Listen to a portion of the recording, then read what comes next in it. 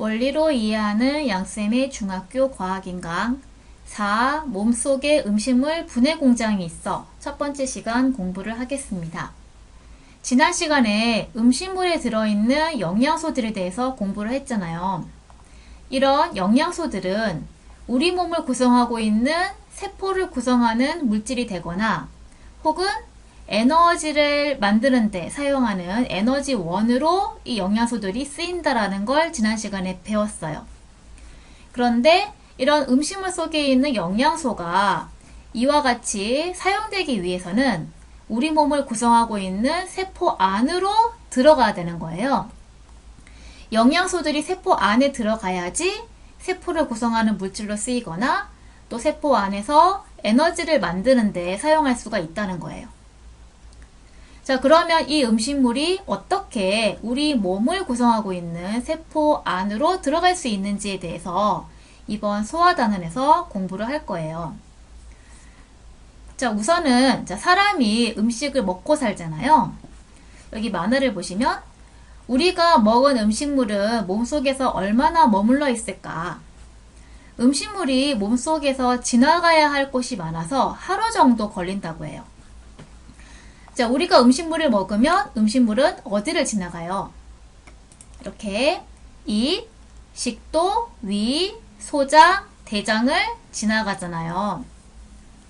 이런 식으로 이 음식물은 입, 식도, 위, 소장이라는 이 관을 지나가는데 이 소장을 지나간 다음에는 소장에서 이 음식물을 구성하고 있는 영양소가 몸 안으로 들어가게 돼요. 그런 다음에 우리 몸을 구성하는 온몸의 세포 안으로 영양소들이 들어갈 수 있게 되는 거예요. 자, 그러면 이 음식물 속에 있는 그 영양소들이 소장을 통해서 결국 온몸을 구성하는 세포 안으로 들어가야 되는데 이 영양소가 세포 안으로 들어가려면 결과적으로 어떻게 해야 되냐면 우리 예전에 이 세포의 구조를 배웠는데요. 지금 우리는 동물을 하고 있죠. 사람은 동물이잖아요. 이때 동물세포는 세포막으로 둘러싸여 있잖아요. 결국 영양소가 세포 안으로 들어가야 한다는 거거든요. 이렇게 영양소가 세포 안으로 들어가려면 이 세포 겉을 싸고 있는 것이 세포막이라고 하는 구조죠.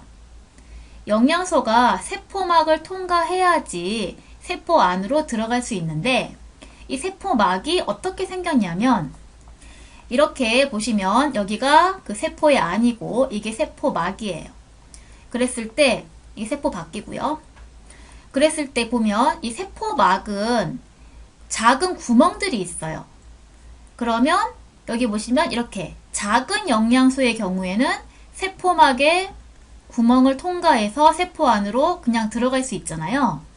그런데 녹말같이 큰 영양소의 경우에는 세포막의 구멍을 통과해서 세포 안으로 들어갈 수가 없다는 문제점이 생기는 거죠.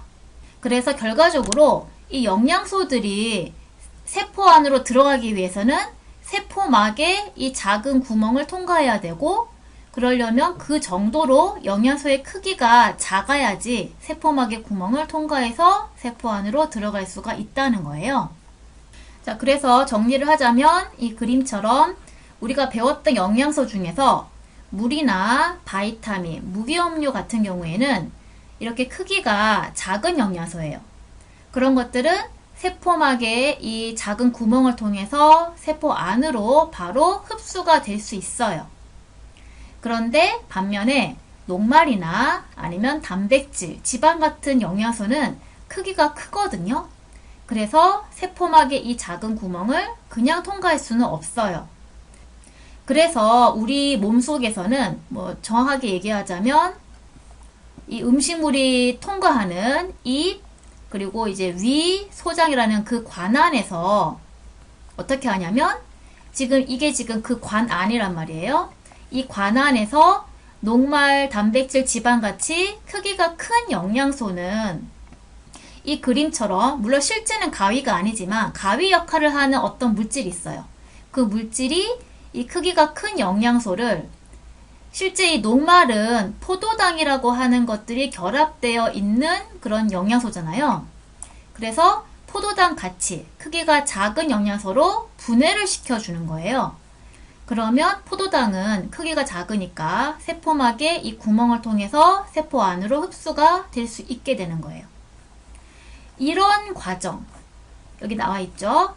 이렇게 음식물 속에 있는 그 영양소를 체내, 이 몸 안으로, 정확하게 얘기하면 세포 안으로 흡수할 수 있도록 작게 분해를 하는 과정이 필요한데, 이런 과정을 소화다라고 얘기를 하는 거예요. 그래서 아까 얘기했던 물, 바이타민, 무기염료 같이 원래 작은 영양소는 이런 소화 과정이 필요 없고, 녹말, 단백질, 지방 같이 크기가 큰 영양소는 이렇게 작게 분해하는 소화 과정이 필요하다는 거예요. 이런 소화 과정이 어디에서 일어나냐?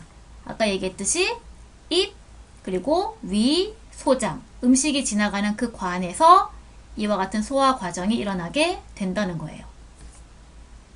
그리고 이처럼 소화라고 하는 이런 작게 분해하는 그런 작용을 담당하는 기관들의 모임, 그것이 여기 나와 있는 뭐 입, 침샘 쭉 있죠. 기식도, 간, 여기 명칭이 써 있는 이런 기관들의 모임을 소화계라고 부르는 거예요. 자, 그러면 2번, 학습지 2번에 소화가, 이 소화라고 하는 작용이 일어나야 하는 이유에 대한 실험을 하고 있어요. 이 실험 내용을 보도록 할게요. 우선 이제 비커 2개를 준비한 다음에 셀로판 튜브라고 하는 게 있는데, 이게 셀로판 튜브인데, 이 셀로판 튜브의 이 겉에 막 있잖아요. 그러니까 막 하나로 되어 있는데, 이 셀로판 튜브 이 막은 그 동물의 세포막처럼 작은 구멍들이 있는 거예요. 이렇게 앞에서 봤던 것처럼 이 세포막처럼 셀로판 튜브 막에도 이렇게 작은 구멍들이 있다는 거예요. 자, 그런 상태에서 A는 녹말 용액을 셀로판 튜브 안에 넣고 이거를 물에다가 넣어 놓은 거고요. B는 셀로판 튜브 안에 포도당 용액을 넣고 이 튜브를 물에 넣어 놨단 말이에요. 자, 그런 다음에 어떻게 하냐면 이 비커 A의 물에다가 아이오딘화 칼륨 용액을 떨어뜨려서 아이오딘 반응을 시키는 거예요. 그러면 어떤 현상이 생기냐면 아무런 변화가 없어요. 그 얘기는 그냥 이제 아이오딘화 칼륨 용액의 옅은 갈색만 보이지 이게 청藍색으로 색깔이 바뀌지 않는다는 거예요. 그러면 이와 같은 사실이 의미하는 게 뭐예요? 결과적으로 이제 이 A에 있는 이 물에는 녹말이 없다는 거죠. 녹말이 없으니까 아이오딘 반응을 하지 않는다는 거예요. 그 얘기는 뭐죠? 이 셀로판 튜브 속에 녹말이 있잖아요. 이 녹말이 물 쪽으로 빠져나오지 못했다는 거죠. 그 이유는 뭐겠어요? 이 셀로판 튜브에 아까 얘기했잖아요. 작은 구멍이 있는데 녹말이 이 셀로판 튜브 막에 있는 구멍보다는 크기가 크기 때문에 바깥쪽에 있는 이 물 쪽으로 구멍을 통해서 빠져나오지 못했다는 거잖아요. 자, 그에 비해서 이제 비커 B를 실험을 하는 거예요. 이 비커 B의 물을 가지고 베네딕트 반응을 시키는 거예요. 그러니까 이 비커 B의 물에 베네딕트 용액을 떨어뜨린 다음에 가열을 하는 거죠. 그렇게 했는데 색깔이 황적색으로 바뀌었다는 거예요. 이 물의 경우에는. 이거는 무엇을 의미해요? 이 물에 포도당이 있기 때문에 베네딕트 반응을 해서 황적색으로 색깔이 바뀌었겠죠. 그러면 이 비커 B의 물에는 포도당이 어떻게 있을까요? 그거는 이 셀로판 튜브 속에 있는 그 포도당이라고 하는 영양소가 크기가 작으니까 이 셀로판 튜브 이 막의 구멍을 통해서 물 쪽으로 빠져나온 거죠. 그래서 이 비커 B의 물에는 포도당이 있는 거고, 그래서 이 물은 베네딕트 반응에 의해서 황적색으로 색깔이 바뀐 거잖아요. 그래서 학습지에 써 있는 것처럼 이 포도당은 크기가 작아서 셀로판 튜브 막의 그 구멍을 통해서 물 쪽으로 빠져나왔다는 거예요. 그래서 이제 이 실험을 통해서 우리가 알 수 있는 것은 여기서 이 셀로판 튜브의 막은 세포막을 비유하는 거잖아요. 세포막만큼 작은 구멍들이 있으니까요. 그래서 여기 써 있는 것처럼 이 녹말과 같은 그런 영양소는 크기가 크기 때문에 이 세포막의 구멍을 통해서 빠져나올 수가 없다는 거죠. 그래서 이런 녹말과 같은 영양소는 소화를 통해서 작게 분해가 되어야 한다는 거고, 이 녹말이 작게 분해가 된 것이 바로 포도당이잖아요. 이 포도당의 경우에는 크기가 작기 때문에 세포막의 구멍을 통과할 수가 있다는 거죠. 그렇게 이런 녹말같이 크기가 큰 영양소는 소화를 통해서 작게 분해되어서 이제 어떤 작은 영양소가 되면 세포막에 이런 구멍을 통과해서 결과적으로 세포 속으로 흡수될 수가 있다. 그러니까 이런 실험을 통해서 이렇게 큰 영양소는 작은 영양소로 소화가 되어야지 세포의 그 세포막이라는 그런 구멍을 통해서 세포 안으로 흡수가 될 수 있구나. 소화가 필요하구나. 소화의 필요성을 알 수 있는 그런 실험이었어요. 이번에는 학습지 3번 이 소화의 종류에 대해서 알아볼게요. 그래서 우리 몸 안에서는 영양소를 이 세포 안으로 흡수할 수 있도록 작게 분해하는 과정인 소화가 일어나는데, 이 소화의 종류는 크게 기계적 소화, 화학적 소화 두 종류가 있고요. 그 중에서 이제 기계적 소화는 다시 세 종류가 있어요. 기계적 소화는 뭐냐면 말 그대로 이제 기계적으로 소화를 시키는 거예요. 그러니까 기계가 하는 것처럼 기계적인 동작에 의해서 소화를 시키는 거예요. 그래서 그 중에 첫째로 씹는 운동이 있죠. 그러니까 씹는 운동은 여기서 보는 것처럼 음식물이 입안에 들어가면 음식물을 이로 씹어서 음식물을 잘게 부수잖아요. 이렇게 작게 분해하기 위해서는 일단 잘게 부수는 과정도 필요하잖아요. 이런 것을 이제 씹는 운동이라고 하는 거예요. 자, 그리고 기계적 소화 중에서 두 번째로 분절 운동이라고 하는 게 있는데, 이 분절이 뭐냐면 나눌 분의 마디절이에요. 그러니까 이제 마디라고 하는 거는 그 곤충에 보면 이렇게 잘록잘록한 마디가 있잖아요. 그래서 이 곤충을 보면 이렇게 마디로 나누어져 있는 걸 볼 수 있죠. 그래서 이거를 이게 왜 이렇게 이름을 붙이냐면, 이 분절 운동을 어디서 하냐면 이 소장에서 해요. 여기 이게 소장이에요. 그 소장에 보면요, 소장에서 소장 안에 소화액, 그러니까 소화액은 소화시키는 액체를 얘기하는 거예요. 이 소화액이 있고 또 소장 안으로 음식물이 들어갔단 말이에요. 처음에는 소화액과 음식물이 잘 섞여 있지 않은 상태잖아요. 그런데 이 소장이 어떻게 하냐면 일정한 간격을 두고 수축과 이완을 반복한다는 거예요. 그래서 그림 보시면 여기 부분은 이렇게 이 관이 수축을 했죠. 그리고 그 옆부분은 관이 이렇게 이완이 돼 있잖아요. 그 다음 그 옆은 또 수축을 했고 또 그 옆부분은 이완을 했고, 그런데 이게 시간순이에요. 이 수축했던 부분이 다음에는 이완을 하고, 이완했던 이 부분은 다음에 수축을 하는 거예요. 그쵸? 그리고 다시 이완했던 부분은 수축하고, 수축했던 부분은 이완을 하고, 이런 식으로 이 소장이라고 하는 소화관이 일정한 간격을 두고 수축, 이완을 반복을 하는 거예요. 그렇게 되었을 때 이 소장의 모양을 보면 마치 이제 곤충의 마디처럼 이렇게 마디가 나눠져 있는 것처럼 보이잖아요. 그래서 이거를 분절 운동이다라고 부르는 거고요. 이렇게 분절 운동을 하면 어떻게 되겠어요? 이렇게 분절 운동을 하게 되면 결과적으로 소화액과 음식물이 이렇게 시간 경과에 따라서 보시면 결국 소화액과 음식물이 골고루 섞여지게 되겠죠. 그래서 이런 분절 운동이라고 하는 걸 통해서 음식물과 소화액을 고루 섞는 그런 운동을 분절 운동이라고 얘기를 하는 거예요. 그래서 이 그림처럼 이렇게 분절 운동을 하게 되면 결국 소화액과 음식물이 골고루 섞이게 된다. 그런 얘기예요. 자, 그리고 기계적 소화 세 번째가 꿈틀 운동이 있는데요. 꿈틀 운동은 거기 식도, 위, 소장, 대장.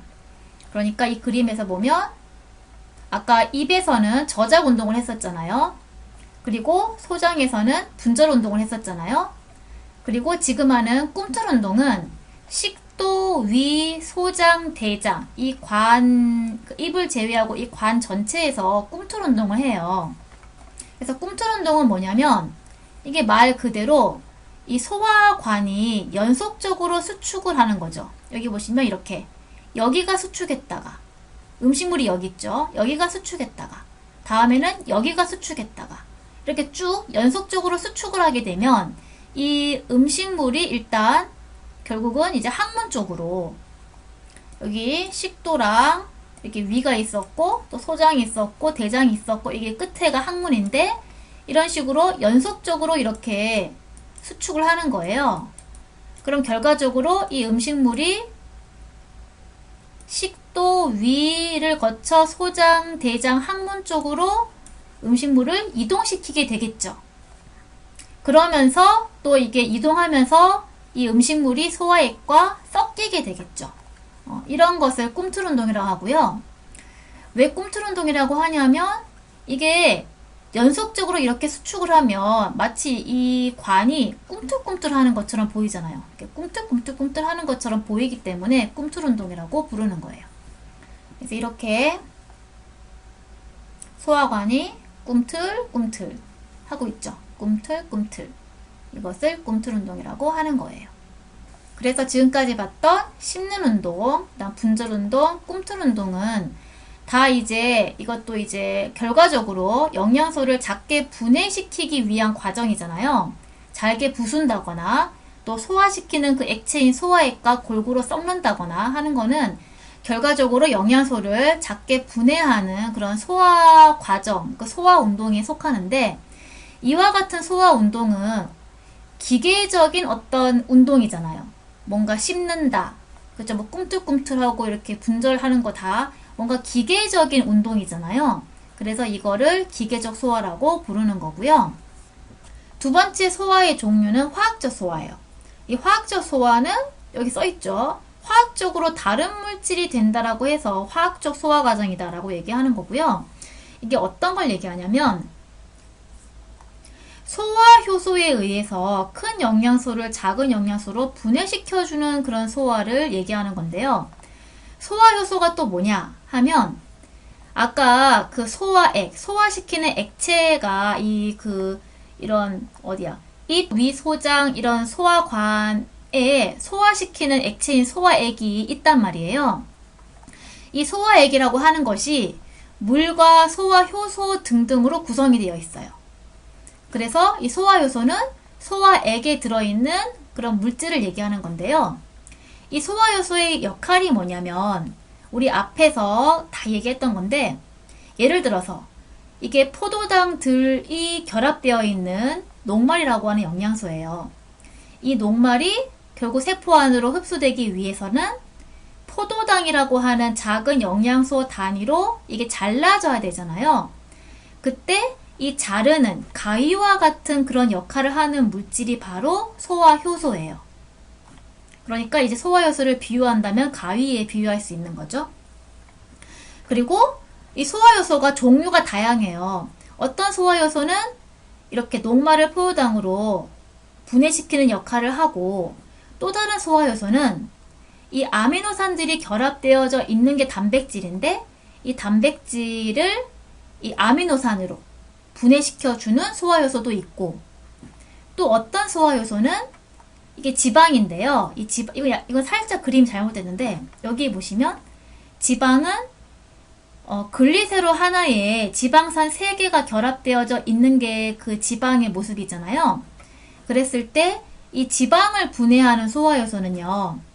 이 지방산 있죠. 양 끝에 있는 지방산 2개를 끊어요. 양 끝에 있는 이 지방산 2개를 끊어버려요. 그러면 이제 지방산 2개랑 그리고 이 한 분자의 글리세롤에 한 분자에 지방산이 결합되어져 있는 이런 형태가 남죠. 이거를 모노글리세리드라고 하는 거예요.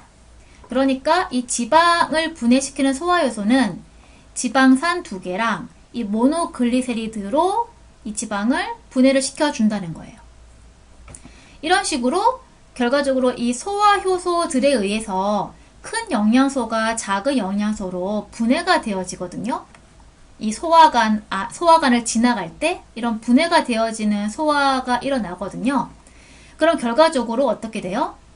녹말이 포도당이 되는 거고, 단백질이 아미노산이 되는 거고, 지방은 지방산과 모노글리세리드로 되는 건데, 결국 이 녹말과 포도당, 그쵸? 이거는 화학적으로 다른 물질이죠. 단백질과 아미노산, 화학적으로 다른 물질이잖아요. 지방이랑 지방산 모노글리세리드, 이거 화학적으로 다른 물질이죠. 이렇게 큰 영양소를 작은 영양소로 분해를 시키면 결국 화학적으로 다른 물질이 되잖아요. 그래서 이런 소화를 화학적으로 다른 물질이 되게끔 분해가 된다라고 해서 화학적 소화라고 얘기를 한다는 거예요. 자, 그래서 이거와 관련된 애니메이션을 보면요. 이런 식으로 녹말은 포도당으로, 단백질은 아미노산으로, 지방은 지방산과 모노글리세리드로 이렇게 분해하는 그런 이 가위 역할을 하는 것이 소화 효소고, 이렇게 소화하는 그런 현상을 화학적 소화라고 얘기하는 거예요. 자, 그러면 기계적 소화와 화학적 소화를 조금 더 이제 구분해서 이해할 수 있게 설명을 해드릴게요. 여기 예를 들어서 우리가 밥을 먹었다라고 한다면 이 밥이라고 하는 것은 이게 녹말이잖아요. 이 녹말 덩어리들이 막 뭉쳐져 있는 게 밥이겠죠. 이런 뭉쳐져 있는 녹말 덩어리를 기계적 소화, 입으로 씹는다, 또 분절 운동, 꿈틀 운동 이런 기계적 소화를 했을 때 이런 뭉쳐진 녹말 덩어리가 각각의 녹말로 이렇게 분해가 되어지는 거예요. 그게 기계적 소화죠. 그러니까 이 기계적 소화는 이 영양소의 크기가 작아지는 거지 그 영양소 물질의 종류가 달라지는 건 아니죠. 녹말 덩어리를 그냥 녹말 개개 각각의 녹말로 이렇게 나눠주는 거니까 그게 기계적 소화의 의미고, 반면에 화학적 소화는 예를 들어서 녹말이라고 하는 그 영양소에서 포도당들이 결합을 하고 있잖아요. 그 포도당과 포도당 사이의 이 결합을 소화효소가 끊어주는 거죠. 그래서 결과적으로 녹말을 포도당이라고 하는 그 화학적으로 물질의 종류가 달라지게 분해를 시키는 그런 소화를 화학적 소화다 라고 한다는 거예요. 그렇게 기계적 소화와 화학적 소화에는 차이가 있는 거예요. 이제 마지막으로 학습지 4번에 소화기관의 이름과 특징에 대해서 정리를 해볼게요. 그래서 지금까지 대략적으로 이 소화 과정에 대해서 그냥 대략적인 개관을 봤는데요. 이제 소화계에 대해서 볼 거예요. 앞에서 얘기했지만 이런 소화작용을 담당하고 있는 이런 기관들의 모임을 소화계라고 한다 했잖아요. 그래서 이 사람의 소화계에는 많은 그런 소화기관들이 모여서 이루어져 있단 말이에요. 자, 그랬을 때 이 소화계를 이루고 있는 그런 기관들을 다시 나눠보면요. 소화계를 이루고 있는 기관 중에서 음식물이 지나가면서 소화가 되는 통로를 소화관이라고 해요. 그러니까 음식물이 어떻게 지나가요? 이렇게 입, 식도, 위, 소장, 대장, 항문으로 여기 있죠. 음식물의 이동 경로 입, 식도, 위, 소장, 대장, 항문 이런 순으로 음식물이 지나가게 되는데 이 음식물이 지나가는 이 관, 통로, 그러니까 딱 관이에요. 이 음식물이 지나가는 그러니까 비어져 있는 그 관 같은 그 통로요. 이렇게 음식물이 지나가는 이런 이게 쭉 연결되어져 있는 관이에요. 그러니까 입, 식도, 위, 소장, 대장, 항문까지가 이게 구불구불해서 그렇지 이거를 쭉 펴면 약 7m 정도의 길이로 쭉 이어져 있는 그런 관이에요. 여기 보시면 이거 입, 식도, 이게 위잖아요. 이게 소장이 엄청 길고요. 끝에 이게 좀 굵은 게 대장이거든요. 그래서 쭉 펴면 이 소화관이 약 7m 정도로 사람 키보다 훨씬 길어요. 이거를 이제 소화관, 그러니까 말 그대로 이제 그 소화 과정이 일어나는 그 관이다. 뻥 뚫린 관이다라고 해서 소화관이라고 부르고요. 그래서 이제 이 소화관은 어떤 역할을 하냐면 음식물이 이동되는 통로이면서 이 통로에서 그 소화액이 이 통로로 나오거든요. 그래서 이 소화관이라고 하는 그 통로에서 소화작용이 일어나게 되는 거예요. 그래서 소화기의 구성을 나눠보면 이 소화관이라고 하는 이 소화관, 음식물이 이동하는 통로이면서 소화라고 하는 과정이 이루어지는 그 장소가 소화관이고, 그리고 이제 소화샘이라고 하는 게 있는데, 소화샘은 어떤 거냐면 입 옆에 보면 침샘이 있는데 침샘에서 침이라고 하는 소화액을 만들어서 입 쪽으로 침이라고 하는 소화액을 분비시켜요. 여기 써있죠. 그러니까 예를 들어서 침샘에서는 침이라고 하는 소화액이 만들어지고 관을 통해서 어떤 그 침샘과 입을 연결시키는 관이 있어요. 그 관을 통해서 침이라고 하는 소화액을 입으로 분비를 시키죠. 그러면 이 입이라고 하는 그 소화관에서 음식물이 침이라고 하는 소화액에 의해서 화학적 소화가 일어날 수가 있다는 거예요. 입에서 씹는 그런 저작 운동과 같은 기계적 소화도 하지만 침이라고 하는 소화액에 의해서 화학적 소화도 일어나거든요. 이런 식이에요. 그래서 이렇게 침샘처럼 음식물을 소화하는 데 필요한 그 소화액을 만들거나 또 이렇게 분비하는 그런 조직들을 다 소화샘, 그러니까 마치 그 옹달샘처럼 뭔가 이제 샘물이 퐁퐁 이렇게 나오는 느낌이잖아요. 그러니까 뭐 침이라고 하는 그런 소화액이 퐁퐁 나오잖아요. 마치 샘물처럼. 그래서 이거를 소화샘이라고 부르는 거예요. 그래서 이 소화샘에는 어떤 종류가 있냐면 침샘이 있고, 그리고 여기 간, 쓸개, 그리고 뒤쪽에 보면 이자라고 하는 게 있고요. 그리고 이 위에 위샘이라고 하는 소화샘도 있어요. 그래서 이 침샘, 간, 쓸개, 이자, 위샘 이런 것들이 다 소화샘의 역할을 하고 있는 거고요. 그래서 정리를 한다면 소화샘이라고 하는 것은 이 소화액을 만들거나 분비하는 곳이고, 이 소화샘은 음식물이 직접 지나가는 곳은 아니죠. 뭐 침샘이나 간, 쓸개, 이자 여기에 이제 음식물이 지나가는 건 아니잖아요. 소화액을 만들어서 분비하거나 아니면 그냥 분비하거나 그런 역할을 하는 곳이 소화샘인 거지 음식물이 직접 지나가지는 않는다는 거죠. 그래서 이제 그래서 지금까지 본 이런 소화관, 소화샘 이런 것들 다 합쳐서 우리는 이 소화작용을 하는 기관들이니까 소화계다라고 불러주는 거예요. 그래서 이제 학습지에 보면 사람의 소화계라고 해서 소화관으로 입, 식도, 위, 소장, 대장, 항문까지 쭉 나와 있고요. 음식물이 이동하는 경로도 표시가 되어 있죠. 그리고 이 소화샘으로 침샘이랑 간, 쓸개, 이자 여기까지 이제 정리가 되어져 있어요. 그러면 오늘은 소화에 대한 전체적인 얘기를 해봤고요. 다음 시간부터는 이제 그 입에서 또 이제 뭐 위에서 이렇게 각각의 그 소화기관에서 기계적 소화와 화학적 소화를 어떻게 해서 어떤 식으로 이제 그러니까 큰 영양소를 작은 영양소로 분해시키는 과정이 일어나는지를 자세히 보도록 할 거예요. 여기까지 수업을 마치도록 하겠습니다.